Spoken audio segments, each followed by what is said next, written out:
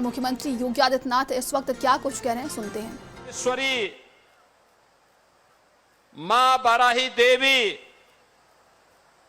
मां खैरा भवानी, बाबा दुख हरणनाथ के दिव्य आशीर्वाद से आलोकित मां सरयू के आंचल में बसी हुई ऋषि मुनियों की साधना से पावन इस धरा को कोटि कोटि नमन करते हुए देश की आजादी के लिए अपना सर्वस्व न्यौछावर करने वाले महान स्वाधीनता संग्राम सेनानियों की स्मृतियों को नमन करते हुए विनम्र श्रद्धांजलि अर्पित करता हूं। बहनों और भाइयों, आज मुझे एक बार फिर जनपद गोंडा में आने का अवसर प्राप्त हुआ है। अत्यंत ऊर्जावान जनपद है। यहां का युवा ऊर्जावान है। यहां का अन्नदाता किसान परिश्रमी है। यहां की बहनें और बेटियां प्रतिभाशाली हैं और यहां का कारीगर और हस्तशिल्पी भी जब भी उसे अवसर मिला है उसने अपनी हुनर की छाप देश और दुनिया तक पहुंचाने में कोई कोताही नहीं की है। जनपद का अपना पौराणिक इतिहास है। इस जनपद ने देश की स्वाधीनता आंदोलन में अग्रणी भूमिका के साथ कार्य किया, लेकिन आजादी के बाद जो अपेक्षित विकास जनपद गोंडा का होना चाहिए था, वह बहनों और भाइयों, वह विकास तुष्टीकरण की भेंट चढ़ गया, अराजकता की भेंट चढ़ गया, भाई भतीजेवाद और जातिवाद की भेंट चढ़ गया और उसी का खामियाजा गोंडा जनपद को भुगतना पड़ा। जहां पर सरयू मैया की असीम कृपा रहनी चाहिए थी और जहां की फसलें लहलहाते हुए देश के पेट को भरने का कार्य करती, एक नियोजित प्रयास के अभाव में वह जनपद पिछड़ता गया और एक समय ऐसा भी आ गया था जब उत्तर प्रदेश के अन्य जनपदों की भांति ही गोंडा के नौजवानों के सामने भी पहचान का संकट आ खड़ा हुआ। पहचान का संकट, जहां पर अपने प्रदेश में तो नौकरी रोजगार नहीं, लेकिन जब इससे बाहर भी जाते थे तो नाम सुनते ही अन्य जनपदों के लोग, अन्य प्रदेशों के लोग 10 कदम दूरी बना करके चलते थे। लोगों को लगता था कि पता नहीं कौन ये व्यक्ति है, क्या करके आया है। आज मैं कह सकता हूं, पिछले 12 वर्ष में प्रधानमंत्री मोदी जी के नेतृत्व में और पिछले 9 वर्षों में डबल इंजन की भाजपा की सरकार ने प्रदेश के विकास के लिए जिन कार्यक्रमों को अपने हाथों में लिया है, आज उसके परिणाम आप सबके सामने देखते हुए बन रहे हैं। अब आपको पहचान के लिए मोहताज नहीं होना होता है। अब आप देश के अंदर कहीं जाएंगे, कहीं भी आप जाएंगे, यूपी का नाम आते ही सामने वाले का चेहरा खिलता है और उसको लगता है जो आपसे 10 कदम दूरी बनाता था, आज वह आपको गले लगाने के लिए उतावला दिखाई देता है। आज आप गोंडा से बाहर किसी जनपद में जाएंगे, आज वह आपसे दूरी नहीं बनाता है, आज वह मित्रवत व्यवहार करता है, क्योंकि उसे मालूम है अयोध्या के बगल वाला जनपद गोंडा ही है। भगवान श्री राम के असीम कृपा प्राप्त करनी है तो गोंडा के नौजवानों के साथ दोस्ती करो, मैत्री करो, भगवान की अनुकंपा भी प्राप्त हो जाएगी। बहनों और भाइयों, आज यूपी के नौजवानों को नौकरी मिल रही है, सरकारी नौकरी भी। यूपी पुलिस में जब भर्ती हुई थी 60,244 भर्ती, सैकड़ों नौजवान गोंडा जनपद के भर्ती हुए थे, गोंडा के नौजवान भर्ती हुए थे, बहराइच के नौजवान भर्ती हुए थे, श्रावस्ती और बलरामपुर के नौजवान भर्ती हुए थे। आज कोई भी सरकारी भर्ती आती है, मैं नियुक्ति पत्र देने के लिए जाता हूं, उससे पहले पूरी सूची देखता हूं। मुझे अच्छा लगता है कि गोंडा का नौजवान भी अब सरकारी नौकरी प्राप्त कर सकता है, बिना भेदभाव के प्राप्त करता है। अब निवेश केवल गौतम बुद्ध नगर, नोएडा में और गाजियाबाद और मेरठ में नहीं हो रहा है, अब निवेश गोंडा में भी हो रहा है। गोंडा में भी निवेश होकर के यहीं के नौजवानों के लिए रोजगार भी ला रहा है। विकास कैसे होना चाहिए, मैं अभी मंच पर देख रहा था, मंच पे देख रहा था मैं, लगभग 20 लाभार्थी थे अलग अलग योजनाओं के। किसी को प्रधानमंत्री आवास योजना, किसी को मुख्यमंत्री आवास योजना, किसी को स्वच्छ भारत मिशन में शौचालय, व्यक्तिगत शौचालय का लाभार्थी बनकर के कोई आया, कोई आयुष्मान भारत की सुविधा प्राप्त कर रहा है, किसी को उज्ज्वला योजना का लाभ मिल रहा है, किसी बेटी को मुख्यमंत्री कन्या सुमंगला योजना का लाभ मिल रहा है, किसी को दिव्यांगजन पेंशन, किसी को निराश्रित महिला पेंशन और किसी को वृद्धावस्था पेंशन का लाभ प्राप्त हो रहा है।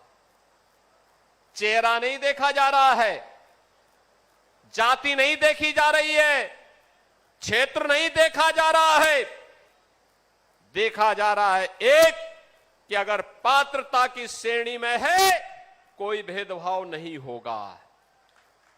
हर पात्र व्यक्ति को, वह किसी जाति का हो, किसी मत संप्रदाय का हो, अगर वह पात्रता की श्रेणी में आता है, उसके साथ कोई, जिन्हें कहा था सबका साथ और सबका विकास।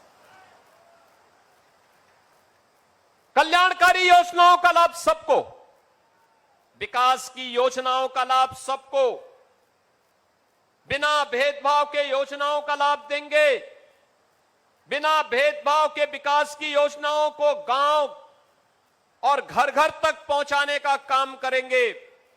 लेकिन अब वह नहीं होने देंगे जो 2017 के पहले होता था। 17 के पहले मुझे याद है मुझे 2015-16 में इस गोंडा में भी दुर्गा पूजा के समय दंगा करने का प्रयास हुआ था। यहां भी दंगे हुए थे, मां दुर्गा की मूर्ति को विसर्जन नहीं करने दिया जाता था, रामलीलाओं के आयोजन में अड़चनें डाली जाती थी, पर्व और त्योहार प्रारंभ होने के पहले, उत्सव प्रारंभ होने के पहले उपद्रव शुरू हो जाते थे। बेटी सुरक्षित नहीं, व्यापारी सुरक्षित नहीं, और सत्ता में बैठे हुए लोग 2017 के पहले इन दंगाइयों को, इन पेशेवर गुंडों को प्रश्रय देते थे, इनके सामने नतमस्तक होते थे। प्रदेश में कर्फ्यू रहता था, महीनों महीनों कर्फ्यू। असुरक्षा के वातावरण में न निवेश होता है, न विकास होता है, पहचान का संकट अलग से खड़ा होता है, नौजवान बेहाल होता है, किसान परेशान होता है, बहन और बेटियां सुरक्षित महसूस करती हैं, और विकास में पिछड़े पायदान पर हमारी गिनती जब होती है तो सम्मान नहीं होता है। यही तो होता था यूपी में। आज तो आप देखते होंगे उत्तर प्रदेश में 75 जनपद हैं, 350 तहसीलें हैं, 825 विकास खंड हैं, 762 नगर निकाय हैं, 14,000 वार्ड हैं, और बहनों और भाइयों 57,000 से अधिक ग्राम पंचायतें हैं। बिना रोक टोक के योजना का लाभ सबको मिल रहा है। पर्व और त्योहारों में कोई व्यवधान नहीं डाल सकता है। उत्सव के रंग में किसी ने भंग करने का काम किया तो फिर वर्तमान तो जाएगा ही जाएगा, भविष्य भी स्वाहा हो जाएगा।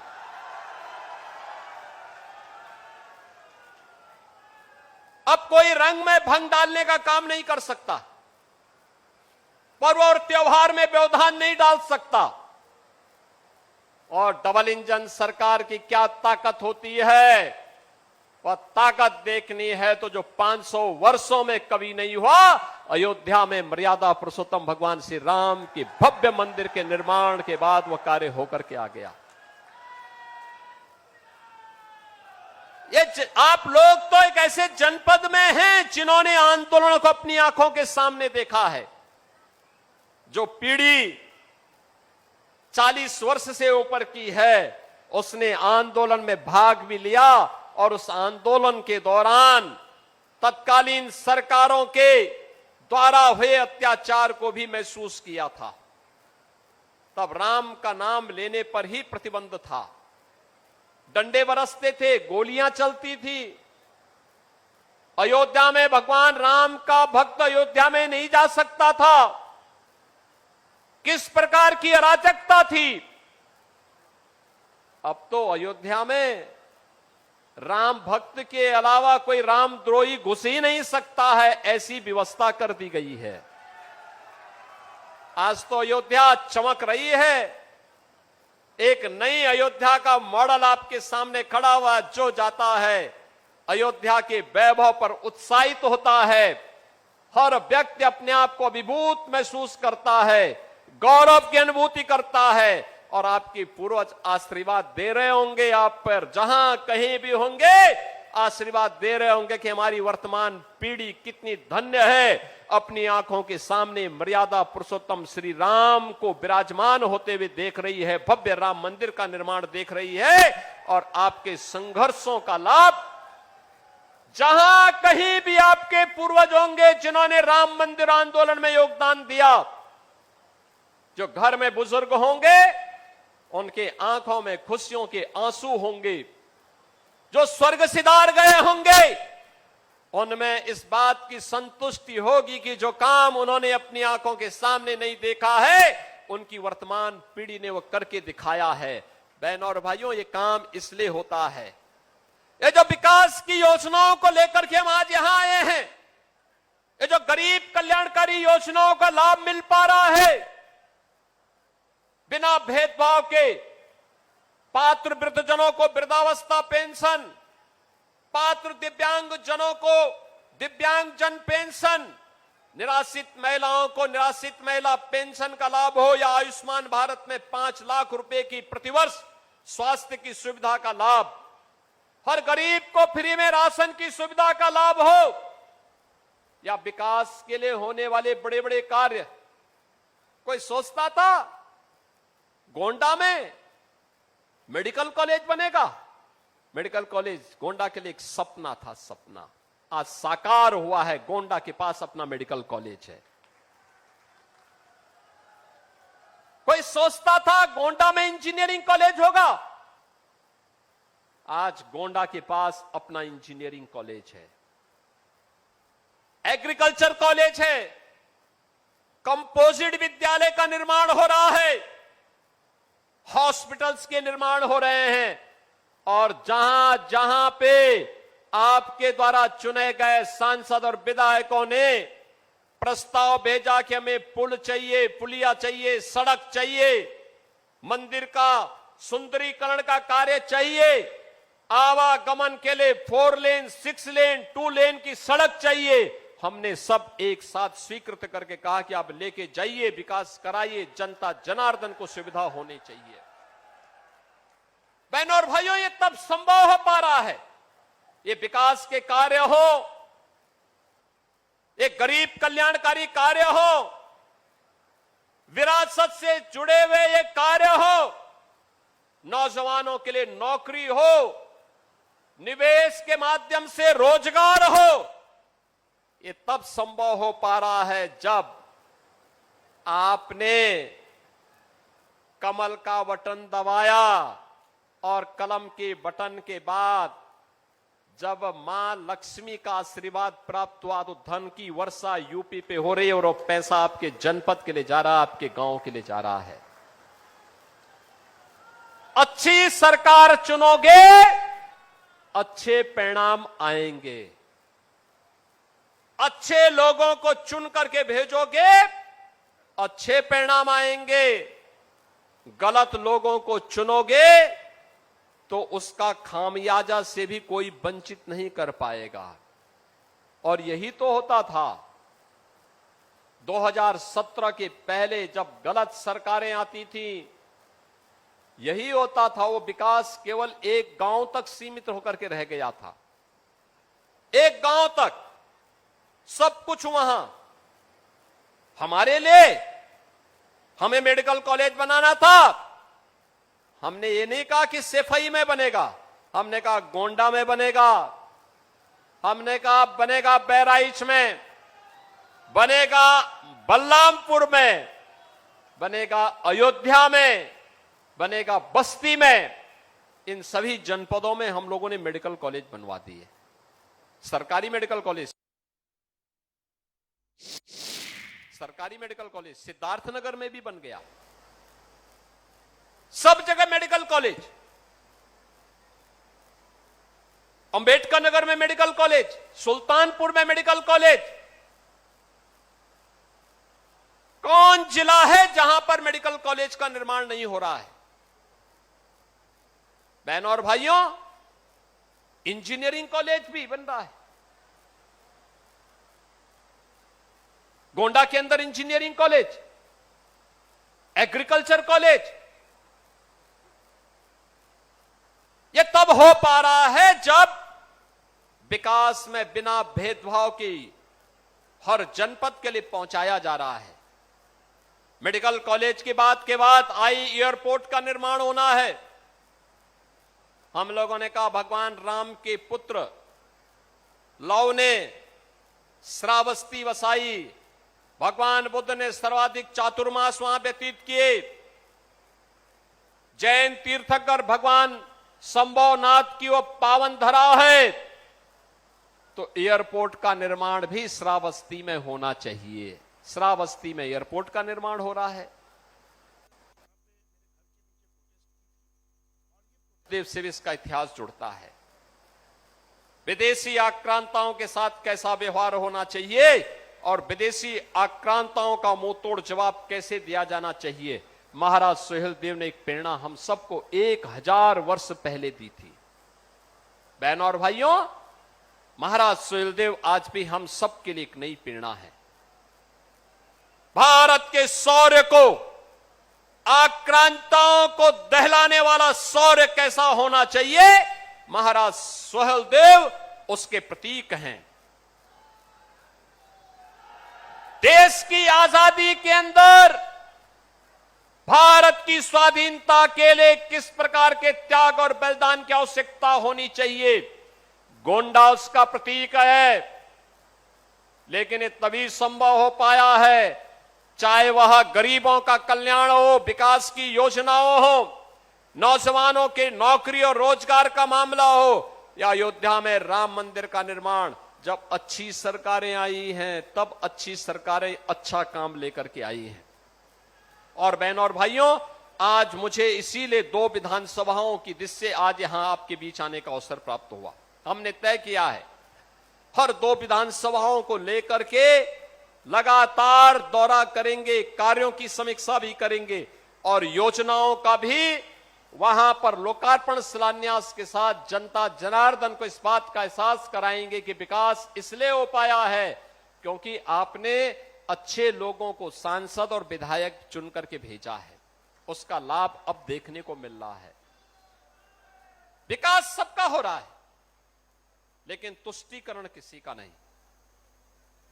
हमने विकास में बिना भेदभाव के योजना का लाभ हर विधानसभा में, हर विकास खंड में, हर जनपद में दिया है और उसी लाभ के साथ आज कटरा विधानसभा क्षेत्र में 256 करोड़ रुपए लागत की परियोजनाओं का लोकार्पण और शिलान्यास का कार्य और कर्नलगंज में 260 करोड़ रुपए की परियोजनाओं का लोकार्पण और शिलान्यास का कार्यक्रम आज संपन्न हो रहा है। बहनों और भाइयों, ये 516 करोड़ रुपए की लागत की इन परियोजनाओं के लिए मैं इन दोनों विधानसभाओं समेत संपूर्ण गोंडा जनपद के नागरिकों को बधाई देता हूं, अपनी शुभकामनाएं देता हूं। आप सबसे यही अपील करूंगा। देखिए, वर्तमान में एक बड़ा अभियान प्रारंभ हो रहा है। एक अभियान जो कल से प्रारंभ हुआ है। 5 जून को विश्व पर्यावरण दिवस से लेकर के 21 जून विश्व योग दिवस के अवसर पर ये लगातार कार्यक्रम चलेंगे। प्रधानमंत्री मोदी जी के 12 वर्ष के सफलतम कार्यकाल को लेकर के, उन उपलब्धियों को लेकर के, डबल इंजन सरकार के योगदान को लेकर के सरकार अनेक प्रकार के कार्यक्रमों को लेकर के आ रही है और उन कार्यक्रमों की श्रृंखला में हर विकास खंड स्तर पर एक मेला भी लगना है। यह मेला स्वास्थ्य मेला भी होगा, कृषि मेला भी होगा, रोजगार मेला भी होगा, लोन मेला भी होगा। इसके लिए आपके विधायकगण, आपके सांसद, ये सभी जनप्रतिनिधिगण मिलकर के इन कार्यक्रमों को आगे बढ़ाने का काम करेंगे। आपका दायित्व भी बनता है, आप भी इन योजनाओं के साथ जुड़े। मुझे अच्छा लगा, गोंडा में प्राकृतिक खेती का दायरा बढ़ा है। बहनों और भाइयों, हमें प्राकृतिक जीवन पद्धति को अपना करके ही आरोग्यता के लक्ष्य को प्राप्त करने की दिशा में आगे बढ़ना चाहिए। यह आज की आवश्यकता है। वैश्विक ऊर्जा संकट के समय भी मोदी जी का यशस्वी नेतृत्व पूरे भारत को एक नई ऊर्जा दे रहा है, एक नई दिशा दे रहा है। उन चुनौतियों से जूझने के लिए हम सबके मन में एक नया उत्साह पैदा कर रहा है और इसमें मैं आप सबसे अपील करूंगा। आपने देखा होगा पीएम सूर्य घर मुफ्त बिजली योजना, घर घर में सोलर पैनल लगाए जा रहे हैं। बिजली की आवश्यकता को वह आपके कम करेगा, प्राकृतिक ऊर्जा आपको उपलब्ध करवाएगा। ग्रीन एनर्जी के माध्यम से आप नेट जीरो के लक्ष्य को प्राप्त करने की दिशा में आगे बढ़ पाएंगे और उसी व्यवस्था के साथ आज हम सब आपके बीच आए हैं। ये योजनाएं आपके लिए लाभदायी हो, इस क्षेत्र के विकास के लिए फलदायी हो, आने वाली पीढ़ी के उज्जवल भविष्य के लिए ये योजनाएं एक नए स्वरूप में यहां को एक नई पहचान दिलाएंगे। इन दोनों विधानसभाओं के साथ साथ जनपद को नई पहचान दिलाएंगे और उसी पहचान के साथ इन जनप्रतिनिधियों के योगदान को लेकर के आपने अच्छे विधायक चुनाव जिता करके भेजे, परिणाम आपके सामने। और बहनों और भाइयों, ये प्रक्रिया हमारी निरंतर आगे बढ़नी चाहिए। आज आप सबसे मैं यही कहने के लिए आया हूं और आपसे ये कहूंगा, अच्छा काम जो करे उसके साथ खड़ा होना सीखिए। याद रखना, उसी में वर्तमान और भावी पीढ़ी का भविष्य सुरक्षित है। उसी में विकास संभव है और विकास का कोई दूसरा विकल्प नहीं हो सकता। विकास का विकल्प दूसरा नहीं हो सकता है। हमें उस विकास की प्रक्रिया के साथ बिना किसी भेदभाव के हर गांव को, हर नगर को, हर कस्बे को जोड़ने का कार्य करना है। और आज ये 516 करोड़ रुपए की परियोजनाओं का लाभ इन दोनों विधानसभाओं को देने के साथ ही हमने नए प्रस्ताव भी यहां से मांगे हैं कि यहां विकास के लिए जो अन्य योजनाएं हैं, इस कार्यक्रम में हम लोगों ने मटियारी घाट में भी एक दीर्घ सेतु के निर्माण को अपनी स्वीकृति प्रदान की है। साथ साथ घाघरा नदी के तट पर बॉस्पर निर्माण के बारे में भी यहां पर बाढ़ नियंत्रण के कार्यक्रम को भी अपनी स्वीकृति दी है। मेरा मानना है कि इससे हजारों एकड़ खेती को बाढ़ से बचाने में सहायता मिलेगी। तो टेढ़ी नदी पर भी नए सेतु के निर्माण की मांग जो वर्षों से लंबित थी, उस मांग के पूरा होने का लाभ भी इस पूरे क्षेत्र को उपलब्ध होगा। रमापुर में पशु चिकित्सालय का निर्माण और राजकीय ITI कर्नलगंज में आधुनिक कार्यशाला का निर्माण नौजवानों के लिए आज के अनुरूप नए रोजगार के सृजन में यह मदद करेगा। अनेक ऐसी परियोजनाएं यहां पर आज इन क्षेत्रों के लिए स्वीकृत हुई हैं, जो इस पूरे क्षेत्र की कायाकल्प करने में मदद करेगी। मुझे पूरा विश्वास है कि इन जनप्रतिनिधियों के नेतृत्व में आप सभी लोग मिलकर के कार्य करेंगे और गोंडा को आधुनिक उत्तर प्रदेश के आधुनिक गोंडा के रूप में इसको नई पहचान दिलाएंगे। बहनों और भाइयों, जब मैं गोंडा की बात करता हूं, याद करिए 2017 में देश का सबसे गंदे शहर के रूप में किसी शहर की चर्चा हुई थी तो गोंडा की चर्चा हुई थी। और आज मैं कह सकता हूं गोंडा देश के जो स्वच्छ शहरों में से एक अपनी पहचान बना रहा है। ये होती है, गलत सरकारें चुनते हैं तो गलत कार्य होते हैं, परिणाम भी गलत आता है।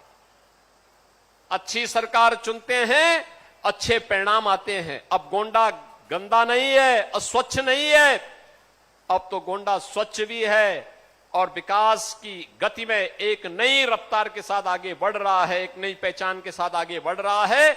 इस विश्वास के साथ आप सबको मैं इन योजनाओं की हृदय से बधाई देता हूं, अपनी शुभकामनाएं देता हूं, अपनी वाणी को देता हूं विराम। जय जय श्री राम, जय जय श्री राम।